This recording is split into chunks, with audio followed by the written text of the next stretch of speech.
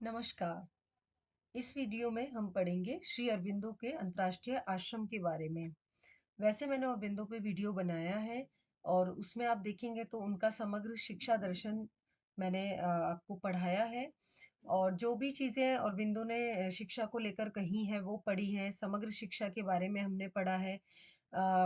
काफ़ी सारे लोगों ने कमेंट भी किए कि समग्र शिक्षा उतना स्पष्ट नहीं हुआ है, तो समग्र शिक्षा बेसिकली औरबिंदो पूर्ण शिक्षा की बात करते हैं, ठीक है? मतलब जो भी हमारी शिक्षा का जो उद्देश्य है, वो औरबिंदो कहते हैं कि शिक्षा का उद्देश्य मनुष्य को जीवन में और समाज में सफलता के लिए तैयार करना नहीं है, बल्कि पूर्णता के लिए शिक्षा प्राप्त करने की बात करते हैं। अब ये पूर्णता क्या है? पूर्णता में 5 शिक्षा की वो बात करते हैं, जिसके अंदर शारीरिक शिक्षा है, जीवनाधार या प्राण शिक्षा हम बोल सकते हैं वो है, मन की शिक्षा, अंतरात्मिक शिक्षा और आध्यात्मिक शिक्षा, ठीक है? मानसिक, शारीरिक, आध्यात्मिक, मनोवैज्ञानिक और जीवनाधार शिक्षा, ये 5 तरह की शिक्षा मिलकर समग्र शिक्षा या पूर्ण शिक्षा बनती है। तो शिक्षा का जो मुख्य उद्देश्य है वो बनाते हैं इसी पूर्णता को प्राप्त करना, जो बताते हैं वो, ये शिक्षा की पूर्णता प्राप्त करना, यही शिक्षा का वास्तविक उद्देश्य है। अब कुछ छोटे-छोटे विषय हैं जो कई बार टिप्पणी में पूछ लिए जाते हैं, जैसे अरबिंदो के अंतर्राष्ट्रीय आश्रम के बारे में। तो इस क्विक वीडियो में फटाफट से रीडिंग करेंगे कि क्या है अरबिंदो के अंतर्राष्ट्रीय आश्रम में क्या है और क्या-क्या चीज़ें वहाँ पे होती हैं। ये हम इसके बारे में फटाफट से क्विक रीडिंग वीडियो के द्वारा हम देख लेते हैं। औरबिंदो आश्रम पांडिचेरी में समुद्र के किनारे के पास स्थित है। भारत और दुनिया के विभिन्न हिस्सों से जीवन के विभिन्न क्षेत्रों के लोग इसके निवासी हैं। आश्रम शांति और सद्भाव का वातावरण प्रदान करता है। वहाँ अनुशासन का कड़ा पालन होता है। आश्रम में सभी गतिविधियाँ ईश्वरीय सेवा और समर्पण की भावना से की जाती हैं। यहाँ रहने वाले किसी न किसी उत्पादक कार्य में लगे रहते हैं। एक स्कूल और एक अंतर्राष्ट्रीय विश्वविद्यालय केंद्र भी स्थापित किया गया है। स्कूल को सन 1948 में शुरू किया गया था। यह धीरे-धीरे एक प्राथमिक स्कूल से एक पूर्ण उच्च विद्यालय तक विस्तृत हो गया। यहाँ शिक्षक वेतनभोगी नहीं बल्कि आश्रमवासी हैं। वे शिक्षण को अपनी साधना के रूप में लेते हैं। संस्था औरबिंदो के विचार के साथ-साथ शिक्षा की एक आदर्श प्रणाली प्रदान करती है। 1952 में इसे श्री अरबिंदो अंतर्राष्ट्रीय विश्वविद्यालय केंद्र के रूप में नामित किया गया और उनकी गुरु माता द्वारा इसका उद्घाटन किया गया था।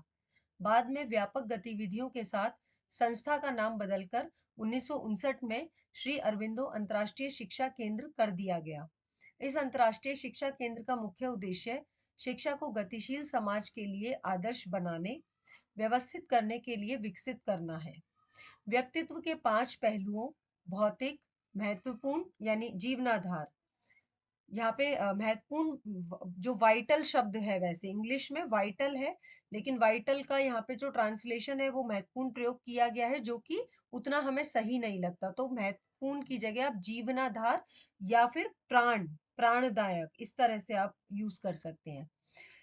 व्यक्तित्व के 5 पहलुओं भौतिक, जीवनाधार, मानसिक, मनोवैज्ञानिक और आध्यात्मिक विकास के लिए अनुकूल वातावरण, मानव जाति की एकता और अंतर्राष्ट्रीय सद्भावना की भावना विकसित करना। शैक्षणिक विषयों, शारीरिक और स्वास्थ्य शिक्षा के अलावा पाठ्यक्रम में मानसिक और आध्यात्मिक अध्ययन, कला, संगीत, नाटक आदि जैसी सांस्कृतिक गतिविधियां और राष्ट्रीय एकता और अंतर्राष्ट्रीय सद्भाव के लिए शिक्षा जैसे अन्य विषय शामिल हैं। शिक्षा के अंतर्राष्ट्रीय केंद्र में किंडरगार्टन से उच्च शिक्षा तक शिक्षा की व्यवस्था है। बहुत सारे विभाग और सेवाएं, कार्यशालाएं, खेत और कई वाणिज्यिक और औद्योगिक उपक्रम हैं। संस्था बच्चे के मुक्त विकास के लिए सभी आवश्यकताओं को प्रदान करती है। छात्र और शिक्षक जो दुनिया के विभिन्न हिस्सों से हैं, एक साथ रहते हैं और काम करते हैं।